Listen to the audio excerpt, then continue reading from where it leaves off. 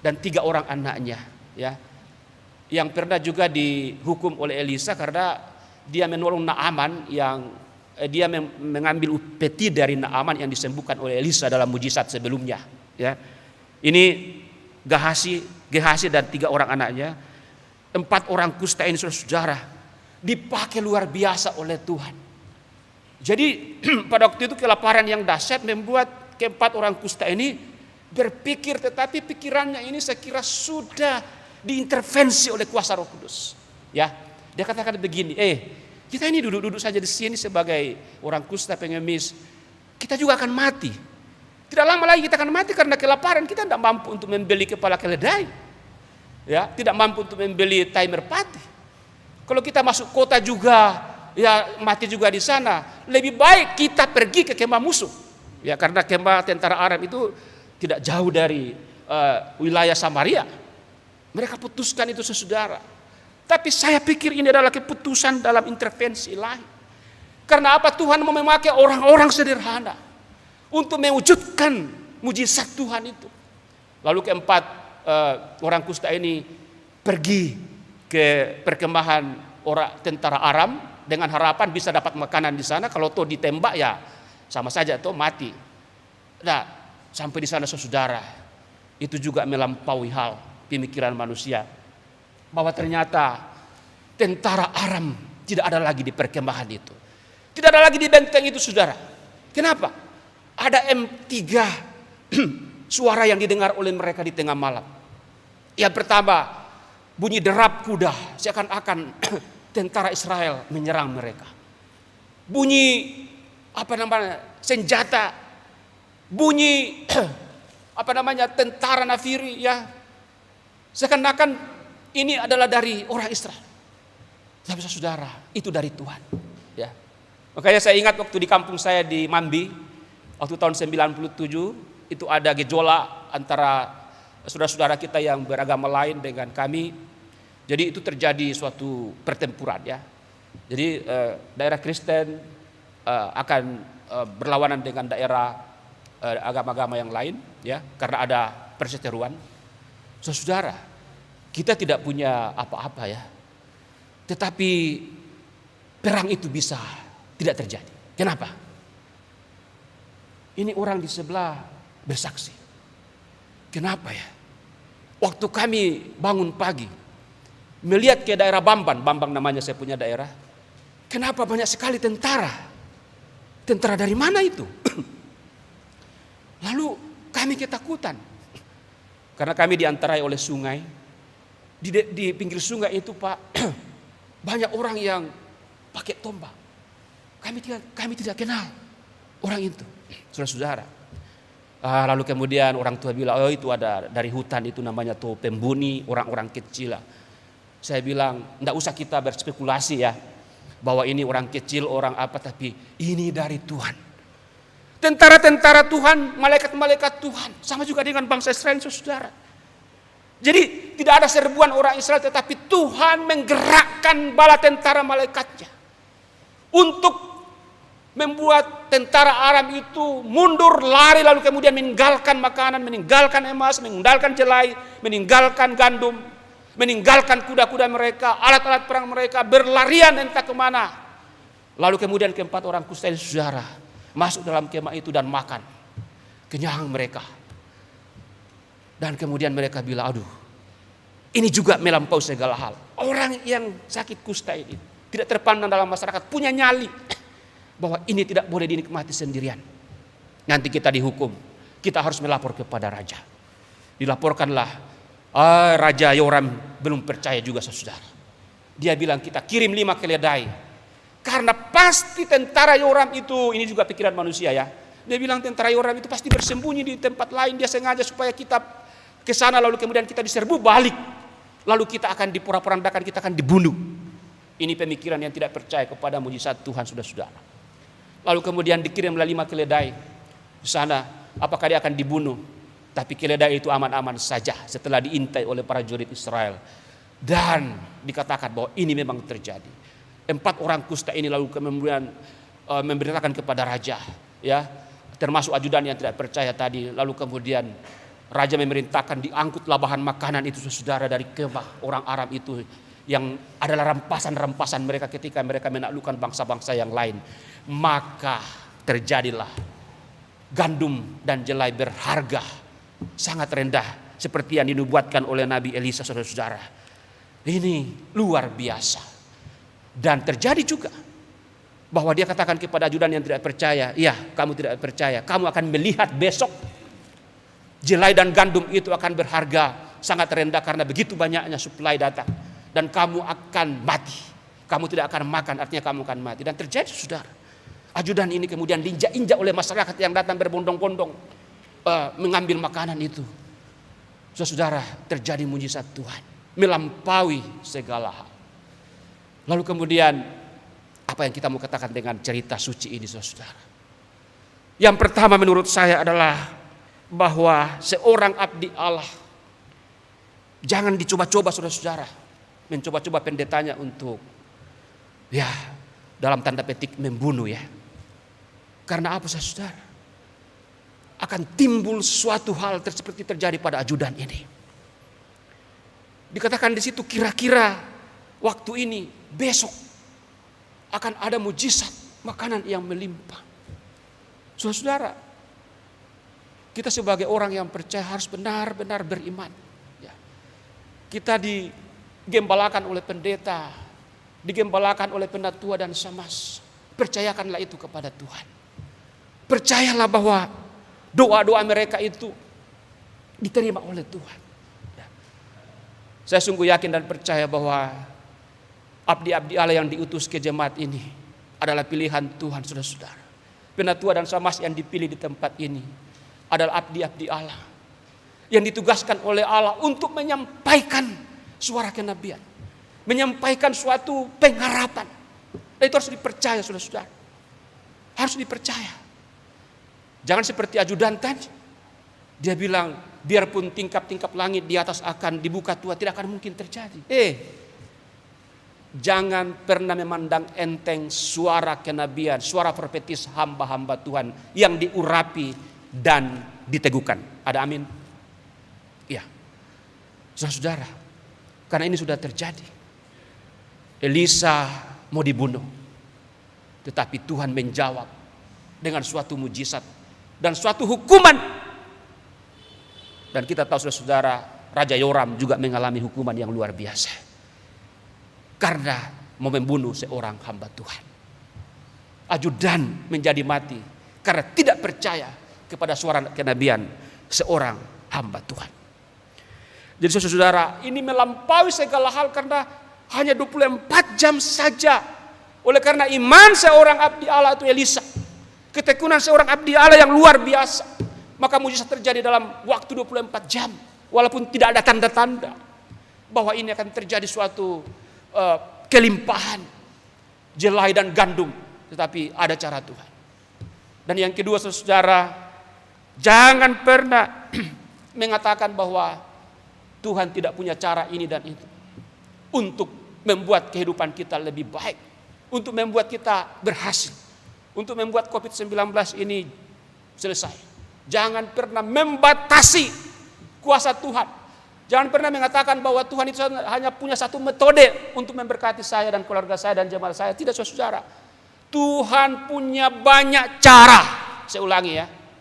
Tuhan punya banyak cara, banyak metode, banyak jalan untuk menolong saudara, menolong saya, menolong keluarga saya, menolong keluarga saudara, menolong jemaat saudara. Ini buktinya. Tidak terpikir 4 orang kusta. Orang kusta itu pada zaman orang Israel dikucilkan, saudara-saudara. Tidak bisa selamat bukan karena corona, tapi karena sakit kusta itu. Ya. Tetapi itulah yang dipakai oleh Allah. Saya ulangi, Tuhan punya banyak cara untuk menolong saudara-saudara, menolong jemaat, tapi juga untuk menampakkan kuasa yang selalu diberitakan oleh abdi Allah Elisa di tengah-tengah jemaat atau umat Israel. Dan saudara-saudara yang dikasih oleh Tuhan Yesus, jangan pernah memandang enteng orang. Jangan pernah memandang enteng pengemis. Jangan pernah memandang enteng jemaat yang miskin. Jangan saudara. Tuhan bisa pakai itu untuk menunjukkan kuasanya. Tetapi lihat saudara dalam pembacaan ini, Elisa tidak terlalu ditonjolkan lagi. Karena memang tujuannya ini bukan untuk menonjolkan seorang abdi Tuhan, tetapi untuk menonjolkan Tuhan sendiri saudara. Bahwa kita ini hanya sebagai alatnya saja. Elisa alatnya Tuhan, hambanya Tuhan, 4 orang kusta alatnya Tuhan. Tetapi yang harus ditonjolkan adalah kuasanya. Makanya saudara, saya ingatkan dalam Injil Yohanes pasal 3 ayat 30, Yohanes mengatakan, ia harus makin besar, tetapi aku ini harus makin kecil. Ya, jadi jangan juga saudara-saudara kalau kita kemudian diberkati oleh Tuhan, lalu kemudian kita menonjolkan diri. Mari kita seperti Yohanes bilang bahwa ini semua untuk membuat Yesus makin besar, biar aku makin kecil. Artinya saudara, pemikiran kita melampaui segala pemikiran manusia yang hanya mementingkan kepentingan pribadi, mementingkan kepentingan golongan. Tetapi harus dipentingkan di sini adalah kuasa Allah yang harus benar-benar ditonjolkan dengan caranya sendiri. Saudara yang dikasih oleh Tuhan Yesus, mujizat ini kemudian menjadikan sebuah catatan sejarah yang sangat luar biasa. Cerita ini saudara memunculkan pertanyaan kepada saya dan saudara, apakah sekarang ini masih bisa terjadi? Apakah mujizat seperti itu bisa terjadi pada zaman sekarang ini saudara? Atau dengan kata lain, apakah misalnya kalau kita pinjam dari Ibrani pasal 13 ayat 8 dikatakan bahwa Yesus Kristus tetap sama baik kemarin maupun hari ini dan sampai selama-lamanya. Apakah itu memang benar? Kalau Allah dalam perjanjian lama dan Allah perjanjian baru sama, itu Allah dalam Yesus Kristus yang tidak pernah berubah, kata penulis Ibrani. Apakah juga mujizat itu masih terjadi? Saudara, saya kira kita yang beriman ini jangan seperti ajudan tadi ya. Saya pastikan kita ini yang rajin beribadah baik di rumah. Saya pastikan di rumah juga beribadah dengan baik. Yang beribadah di gedung gereja ini tidak akan seperti ajudan tadi. Tapi kita akan seperti Elisa, seperti orang-orang yang sakit kusta ini. Mau dipakai oleh Tuhan untuk mengatakan bahwa memang Tuhan itu tidak pernah berubah. Dia bisa melakukan apa saja. Kalau benar-benar kita menghormati abdi Allah, kalau benar-benar kita bertekun berdoa, dan kita berani bernubuat saudara-saudara. Bernubuat itu artinya bahwa memberikan pengharapan bagi jemaat, bagi anggota keluarga kita, dan bagi kita dari sendiri, bahwa di dalam Tuhan tidak ada yang mustahil. Saudara, saya pernah mengalami, saya cerita sedikit ya, izin agak lama. Saya waktu ambil, ini tidak terjadi pada 2000 tahun yang lalu, tetapi terjadi pada waktu saya mengambil studi doktoral di STT Jakarta. Sudah tua begini masih studi saudara-saudara. Saya pergi harus meninggalkan untuk sementara istri dan anak-anak. Tidak ada biaya yang maksimal untuk studi itu, tapi saya percaya bahwa di dalam nama Yesus kalau saya memang mau dipakai Tuhan, saya bisa studi lanjut lagi. Saya pergi saja. Lalu kemudian saudara, satu kali waktu saya tinggal di jalan Suharjo di kalau kita dari jalan Tambak itu ya, melalui kereta api, ada mall di atas, kemudian di jalan Suharjo itu saya kos di situ saudara. Lalu kemudian mungkin jam 5 sore saya dari kampus jalan kaki dari Jalan Proklamasi. Dan di dalam kantong saya hanya 20.000 saudara-saudara. 20.000 dan itu untuk makan malam saya, ya, sebagai seorang anak kos. Begitu menderitanya kita.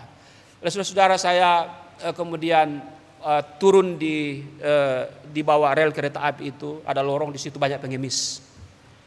Dan saya mendapatkan seorang pengemis, ibu yang gendong anaknya. Anaknya ini saya lihat hitam. Saya teringat dengan saudara yang bilang, teman-teman, hati-hati itu biasa itu boneka, ya. Tapi saya lihat, apakah matanya berkedip? Apakah ini mata boneka atau mata manusia? Ya. Ternyata berkedip saudara. Ini pengemis benaran. Ya, saya was-was juga karena kalau diminta uang tinggal 20.000 di kantong ini, ya tidak bisa ditukar. Benar. Ibu ini buru saya masih menanjak naik jalan. Datang minta sedekah Pak. Waduh saudara ya, bagaimana ini 20.000 mau makan malam.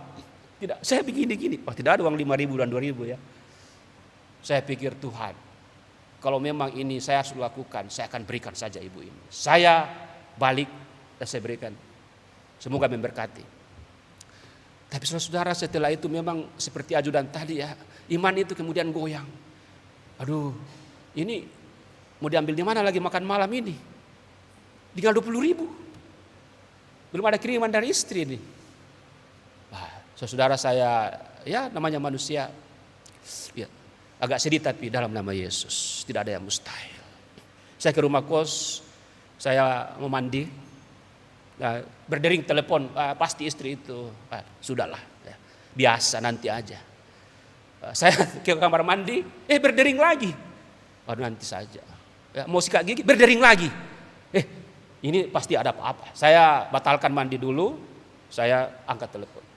Waduh, ini bukan dari istri ternyata, ini nomor baru. Saya angkat, dari Jalan Sudirman di Tamara apa itu, ya, Tamara, Gedung Tamara itu ya. Dan saya dari Gedung Tamara, Pak, ini dengan Pak Barnabas, anggota DPR Mamasa, ada yang cari Bapak di sini. Saya bilang, aduh, saya mau ke situ Pak, tapi enggak ada ongkos itu, maaf, enggak ada ongkos taksi ya, masih taksi dulu. Sudah pikiran kan sudah dikasih pengemis tadi. Tidak, datang aja Pak, datang aja. Nanti kami bayarkan taksi. Oh begitu, apakah ini terlalu penting? Ya datang aja Pak, kita mau bicara ada hal. Waduh, saya cepat-cepat mandi saudara. Saya pergi ke sana di Gedung Tamara Jalan Sudirman itu. Di lantai 7, saya dijemput, dibayarkan taksinya. Saya bertemu dengan seseorang, saya tidak sebutkan namanya. Seorang pengacara. Dan dia bilang, waduh terima kasih sudah bisa bertemu Pak Pendeta. Saya mendengar nama tapi belum pernah melihat. Ya, singkat cerita saudara, dia bilang, apa yang Bapak butuhkan dalam studi ini? Saudara, saya merinding. Saya bilang, waduh panjang dan lebar, dalam dan tinggi Pak kalau berbicara tentang studi ini. Singkat cerita saudara, saya dikasih dulu panjar 25 juta. Untuk biaya di tengah-tengah kekurangan itu. Bayangkan dari 20.000 menjadi 25 juta ya. Dan saya masih ditraktir makan malam pada waktu itu. Saudara, saya alami sendiri bagaimana Tuhan bekerja. Kalau kita benar-benar beriman, tapi juga di situ harus ada pengorbanan saudara. Ada bagian kita yang harus dikerjakan. Ada bagian Tuhan. Jangan juga bilang, ya Tuhan kasih, tetapi kita tidak mau berkorban, tidak mau untuk mengasihi sesama. Dan mungkin ada kesaksian saudara-saudara yang mengatakan bahwa Allah tidak pernah berubah untuk menolong kita dengan mujizatnya dengan caranya sendiri. Membuat kita sembuh dengan caranya sendiri. Memulihkan ekonomi kita dengan caranya sendiri. Membuat anak kita berhasil dalam studi karena caranya sendiri. Yang penting beriman. Karena Allah itu melampaui segala hal. Melampaui pikiran manusia. Melampaui rencana saya dan saudara. Dan ini buktikan dalam kehidupan kita. Apa beda kita sebagai orang yang percaya kepada Yesus dengan orang-orang yang tidak percaya. Tetapi hati-hati juga saudara. Jangan pernah menyogok Tuhan ya. Saya mau kasih perpuluhan begini. Supaya besoknya saya dapat sekian 5 kali lipat, 10 kali lipat. Oh jangan. Tuhan tahu kebutuhan kita, bukan keinginan kita saudara. Oleh karena itu biarlah firman Tuhan yang meneguhkan kita saudara ya. Sekali lagi saya mau katakan bahwa Tuhan punya banyak cara yang belum kita lihat, belum kita pikirkan. Mari kita bersama dengan abdi-abdi hala di sini bersatu kolektif kolegial untuk selalu datang kepada Tuhan bermohon. Jangan henti-hentinya hanya karena COVID-19 ibadah ini menuduh saudara, jangan. Ya. Jangan karena COVID-19 lalu kita sudah tidak rajin berdoa. Ibadah sektor ibadah bapak, ibu, saudara, jangan pernah mundur dari situ. Disitulah Allah akan melihat bagaimana abdi-abdi Allah berdoa dengan tekun bersama dengan jemaatnya. Amin, saudara. Mari kita masuk dalam saat teduh.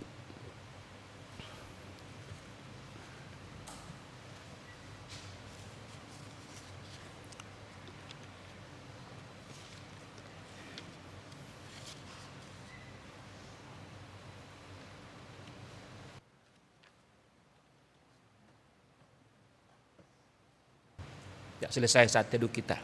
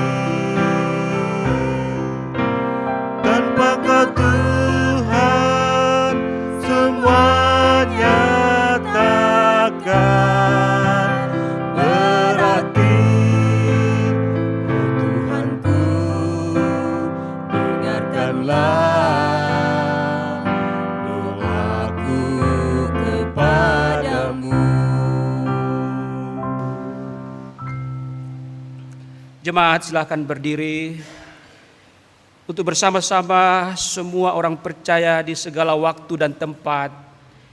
Kita mengaku iman menurut pengakuan iman rasuli. Dengan hati dan mulut masing-masing orang mengaku, aku percaya kepada Allah, Bapa yang Maha Kuasa, Halik langit dan bumi, dan kepada Yesus Kristus, Anaknya yang tunggal Tuhan kita, yang dikandung daripada Roh Kudus, lahir anak darah bari, yang menderita di bawah pemerintahan Pontius Pilatus, disalibkan, mati dan dikuburkan, turun ke dalam kerajaan. Pada hari yang ketiga, bangkit pula dari antara orang mati, naik ke surga, duduk sebelah kanan Allah, Bapa yang Maha Kuasa, dan akan datang dari sana untuk menghakimi orang yang hidup dan yang mati. Aku percaya kepada Roh Kudus, gereja yang kudus dan am, persekutuan orang kudus, pengampunan dosa, kebangkitan daging, dan hidup yang kekal. Silakan duduk kembali.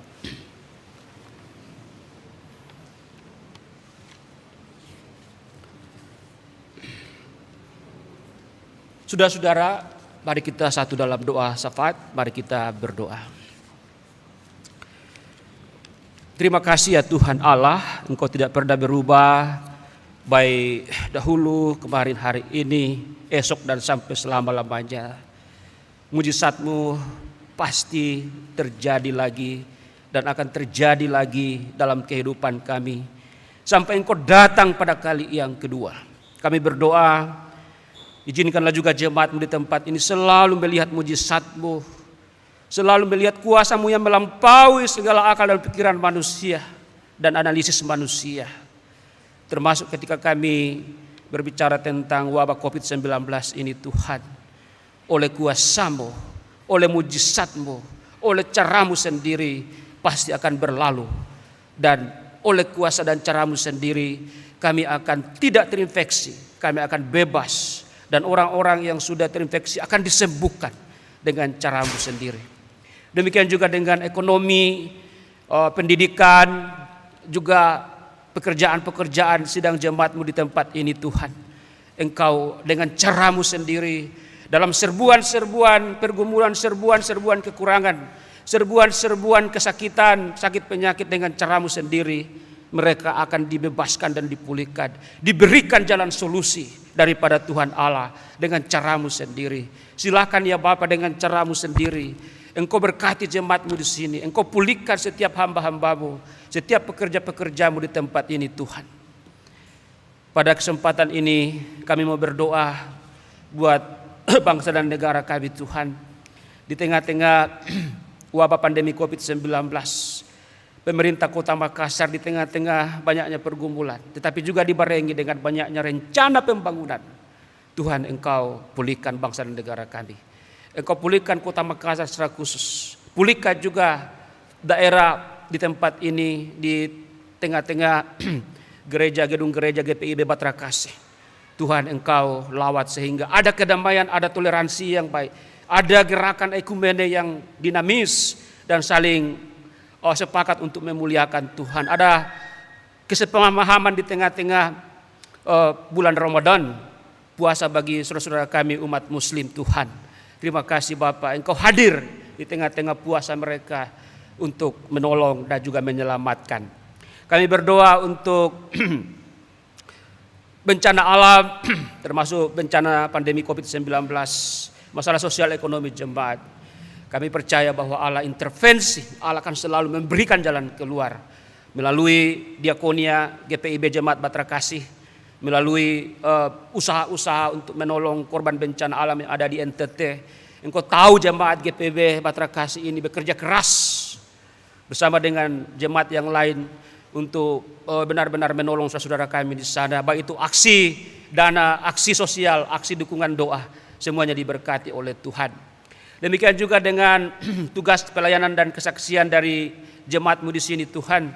Engkau selalu akan menolong para penatua, para diaken, juga saudara-saudara kami, para pemuda, anak-anak kami, generasi muda yang kuat dalam kesaksian pujian. Saudara kami Dion Makagiansar yang sudah memberikan pelayanan kesaksian pujian. Dan demikian juga Tuhan dengan warga jemaat yang sakit, baik yang sementara dalam perawatan maupun dalam masa pemulihan. Kami berdoa untuk warga jemaat yang saat ini sedang sakit dan mendapat perawatan khusus, baik yang ada di gedung gereja dan terutama yang ada di rumah atau yang ada di rumah sakit. Kami berdoa untuk Ibu Anna Sahertian, Ibu Loisa Tamandatu, Oma Maria Lengkong, Oma Lince Laode Esa, Ibu Agustina Arumpone, Ibu Peti Ferdinandus, Ibu Mari Bermuli dengan Bapak Saul Titir Lolobi, Bapak Sukardi Paimin, Oma Magdalena Surbakti, Bapak Yohanes Rambung, Ibu Marce Kawihing B, Ibu Adeline Tewu, Evan Dame, Yosua Latupe Risa, Ibu Rugaya Ranti, Oma Mari Paat, Ibu Susi Letlora, Nona Elizabeth Mas Paitela, Septian Koraah, Ibu Ruth Palilingan, Bapak Yusuf Lesawengan, Ibu Tabita Tanine, Oma Onibala, Ibu Irene Wayong, Ibu Sri Politon, Bapak Tajudin Taau, Oma Elise Polii, Oma Maria Kelbulan, Ibu Supantari Musa, Bapak Renus Mona, Oma Klaver Muskita, Bapak Yonas Arnoldus, Oma Emma Pesik, Bapak Manase Parinusa, Oma Petronella Tula Seket Piris, Ibu Ida Mangiwa, Bapak Andre Van Houten, Bapak Admin Katili, Ibu Takalihade Stanley Christian Wongso, Ibu Marlene Pelupesi, dan Ibu Irma Frisart. Dan mungkin nama-nama lain yang belum kami tahu, yang ada di rumah maupun ada di rumah sakit. Tuhan, Engkau hadir dengan mujizat-Mu, dengan cara-Mu sendiri, menolong dan menyembuhkan, mentahirkan saudara-saudara kami yang dalam kesakitan ini. Kami juga berdoa untuk warga binaan jemaat pos pelayanan Filipi. Tuhan, Engkau berkati di sana. Engkau juga memberkati abdi-abdi-Mu, hamba-hamba-Mu di sini untuk melayani di sana, supaya warga binaan ini benar-benar akan berkembang, bukan untuk hormat kemuliaan warga jemaat, tapi untuk hormat dan kemuliaan nama Tuhan. Kami juga berdoa untuk warga jemaat-Mu yang berulang tahun, baik kelahiran maupun perkawinan atau pernikahan. Tuhan, Engkau benar-benar akan menolong. Engkau mau memberkati, ucapan syukur Engkau terima, dan biarlah dalam pertambahan usia ini mereka semakin bertemu secara intim dengan Tuhan. Kami berdoa juga untuk GPIB dalam hal ini, Majelis Sinode, Mupel, dan jemaat-jemaat di seluruh Indonesia. Tuhan, Engkau akan berkati. Mungkin juga ada yang ada di luar negeri. Tuhan, Engkau berkati supaya nantinya akan menjadi suatu kesaksian global bahwa GPIB memberkati dunia melalui kuasa Tuhan ada melalui GPIB ini. Tuhan, segala yang direncanakan, segala yang diprogramkan, Tuhan, Engkau mau berkati. Kami berdoa juga untuk pengurusan sertifikat hak milik Pastori 2 Minasa Upa GPIB Jemaat Batra Kasih. Tuhan, Engkau hadir dengan menolong panitia yang ada supaya pengurusan sertifikat hak milik ini benar-benar terwujud pada waktu Tuhan. Tidak ada yang mustahil. Dengan cara Bapa, mereka akan boleh menerima sertifikat pada waktu Tuhan, yang Tuhan sendiri akan beritahukan kepada jemaat-Mu.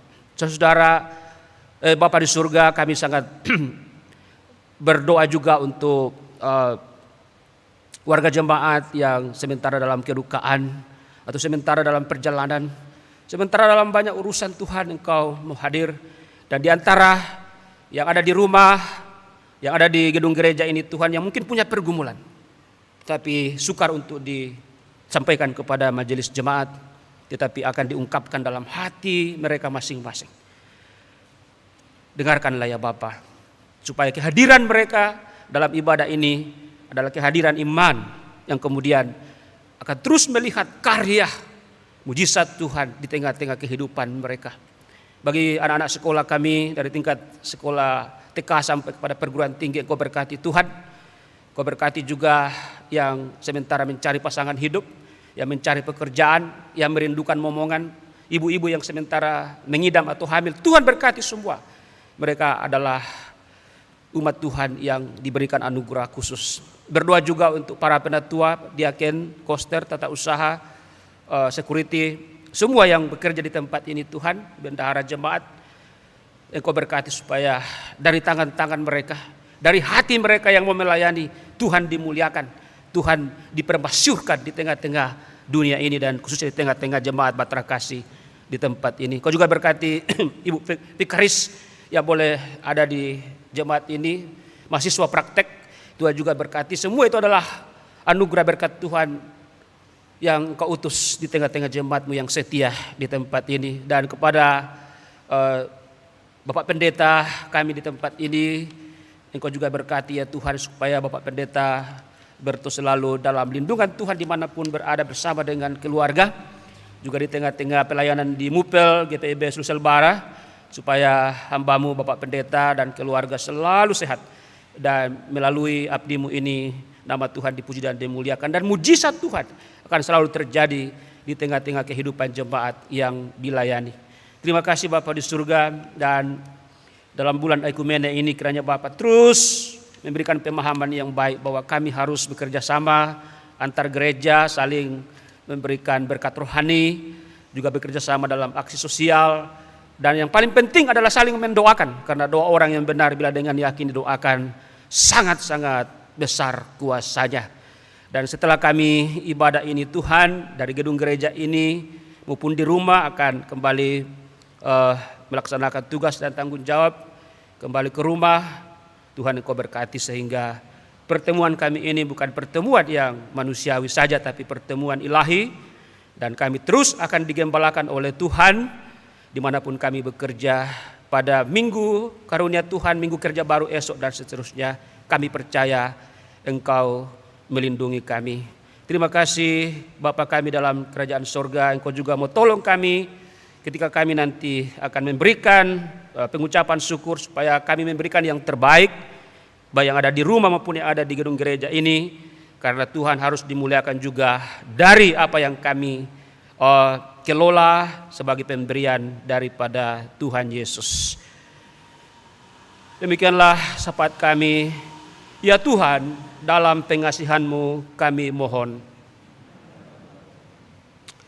peliharalah kami dalam kasih Yesus Kristus, Tuhan dan Juru Selamat, yang telah mengajar kami berdoa. Datanglah kerajaan, jadilah kehendak-Mu seperti di surga. Berikanlah kami pada hari makanan kami yang secukupnya, dan ampunilah kami akan kesalahan kami, seperti kami juga mengampuni orang yang bersalah kepada kami. Dan janganlah membawa dalam pencobaan.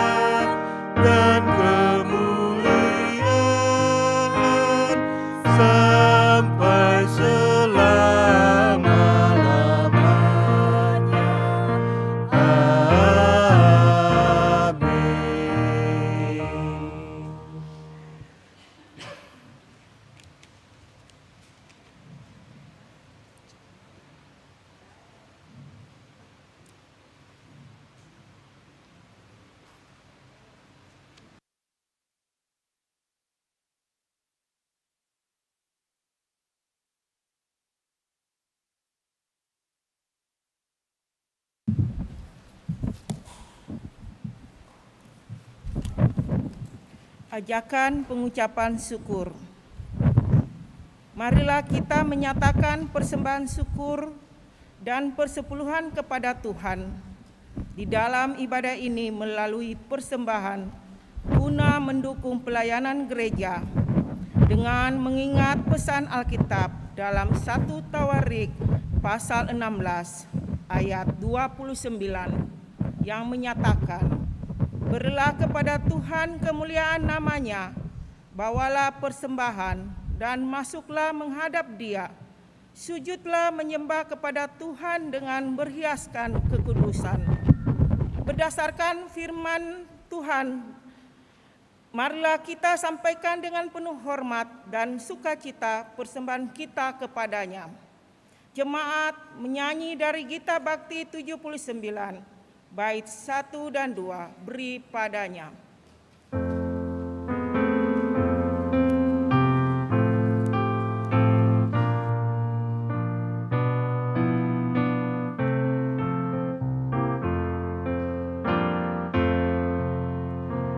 Beri padanya segenap hatimu, beri padanya segenap hidup.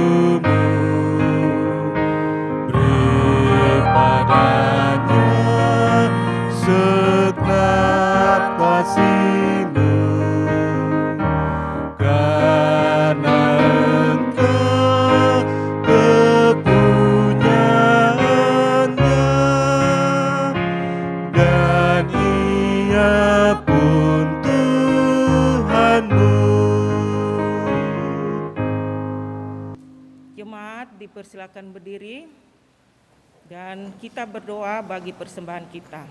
Mari kita berdoa. Ya Tuhan, inilah kami dengan ungkapan syukur kami.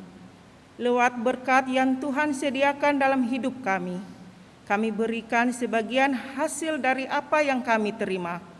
Kiranya persembahan syukur dan persepuluhan yang kami berikan ini dapat berguna bagi pelayanan di gerejamu. Ajarlah kami mensyukuri setiap anugerah-Mu dan tidak henti-hentinya kami membawa ungkapan syukur di hadapan-Mu. Dalam nama Tuhan Yesus kami berdoa. Amin. Jemaat dipersilakan duduk kembali.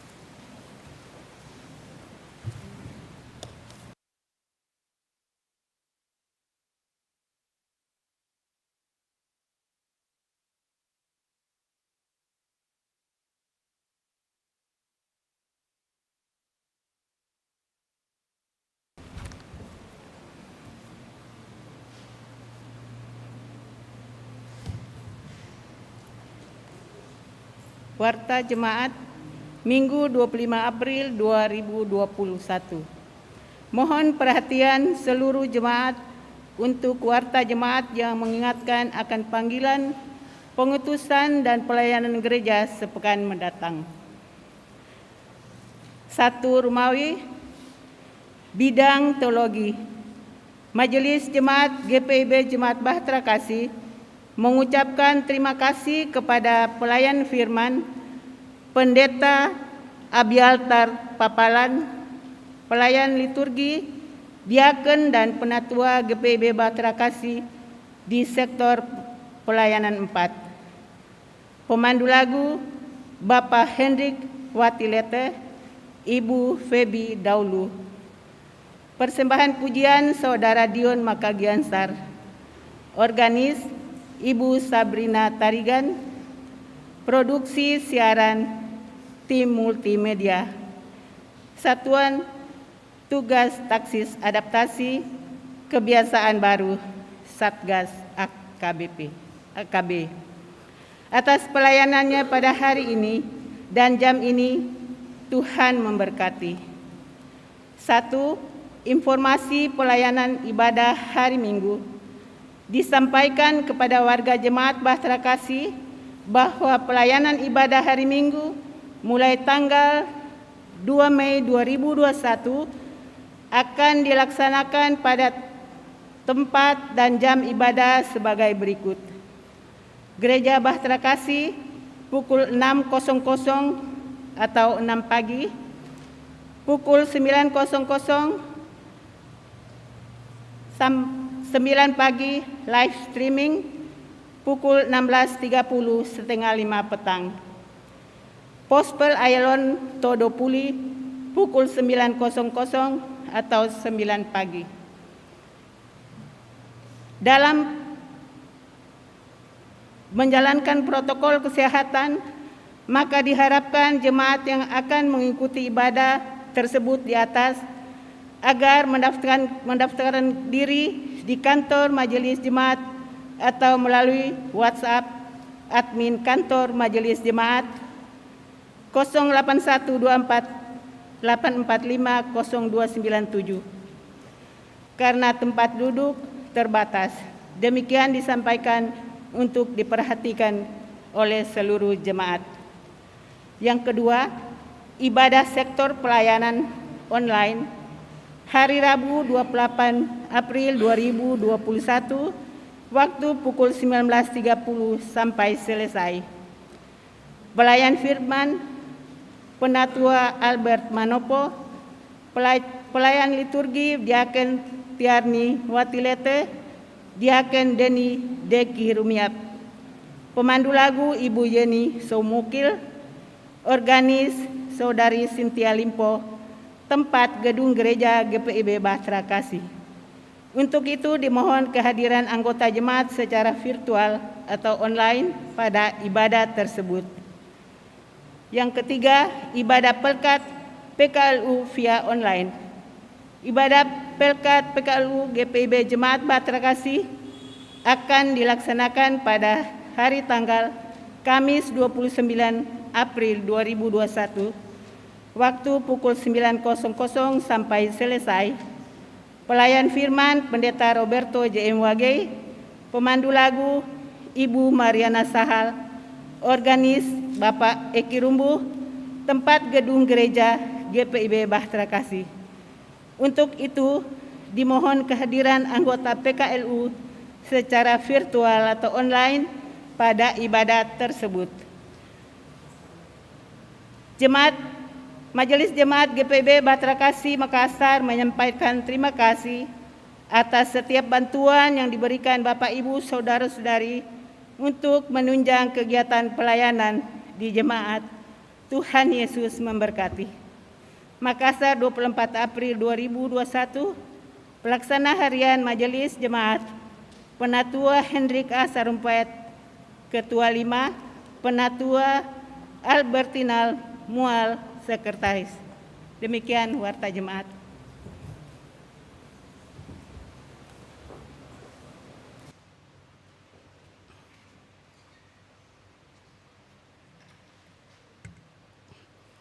Terima kasih.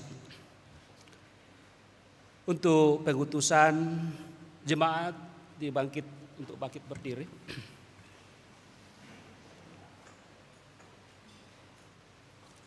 Pergilah dan bagikanlah damai sejahtera Tuhan ke dalam kehidupanmu sehari-hari, dan lakukanlah firman Tuhan yang telah saudara dengar.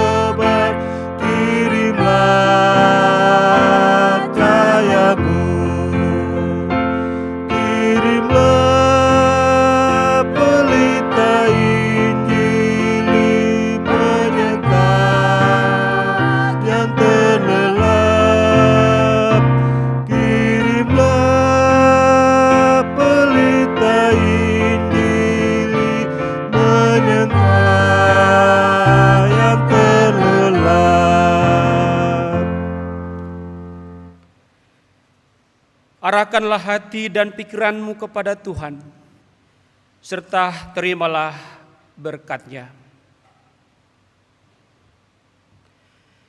Tuhan memberkati engkau dan melindungi engkau. Tuhan menyinari engkau dengan wajah-Nya dan memberi engkau kasih karunia. Tuhan menghadapkan wajah-Nya kepadamu dan memberi engkau damai sejahtera.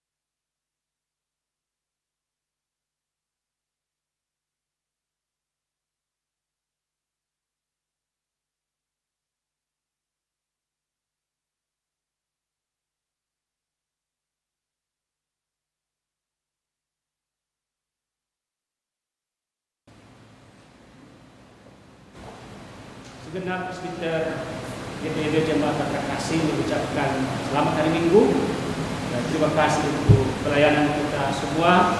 Tuhan Yesus memberkati.